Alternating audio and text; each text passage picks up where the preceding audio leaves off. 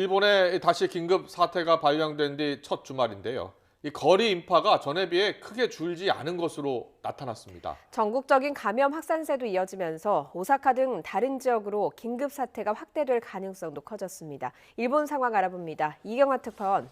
네, 도쿄입니다. 네, 사흘째 일본 전국에서 8천 명 가까운 감염자가 나오고 있습니다. 긴급 사태 지역이 확대될 수도 있다고요? 네, 그렇습니다. 최근 감염자가 급증하고 있는 일본 오사카의 경우 지난 3일 확진자가 253명이었습니다. 하지만 어제는 647명으로 배 이상 급증했습니다. 오사카뿐 아니라 인근 효고현과 교토시 역시 새해 들어 연일 하루 최다 감염자를 이어가고 있습니다. 이에 따라 세 개 지역 지자체장은 일본 정부에 긴급사태를 발령해달라고 정식 요청하기에 이르렀습니다.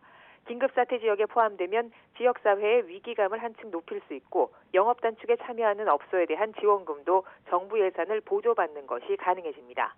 이 세 곳뿐 아니라 나고야시가 있는 아이치현 등 다른 지역도 감염 상황에 따라 긴급사태 요청 가능성을 열어놓고 있습니다.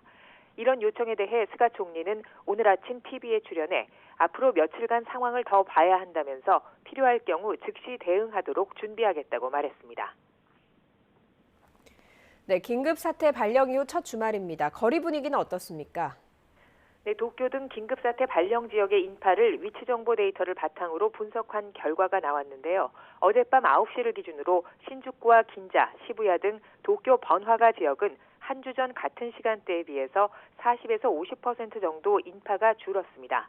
하지만 이런 수치는 1차 긴급사태 당시를 크게 웃도는 것이어서 긴장감이 전 같지 않다는 것을 보여주고 있습니다. 일본에서는 지난 사흘 동안 하루 8,000명 가까운 신규 확진자가 이어졌습니다. 인파가 크게 늘었던 지난 연말 연시의 여파가 이제 나타나기 시작한 것으로 볼 수 있는데요. 일부 전문가들은 이번 주 감염자 증가 추세가 최대 고비가 될 것으로 예상했습니다. 지난 7일 긴급사태 발령 당시 스가 총리는 앞으로 한 달간 감염 상황을 개선시키기 위해 모든 것을 다할 것이라며 강한 의지를 보였습니다. 일본 정부는 음식점 등 영업 단축에 들어간 업소뿐 아니라 유관업종에 대한 지원 대책도 검토하고 있는데요. 하지만 이미 폭발적인 증가세가 나타나고 있는 상황이어서 다음 달 7일까지로는 긴급사태 해제가 어려울 것이라는 전망이 힘을 얻고 있습니다. 지금까지 도쿄에서 YTN 이경아입니다.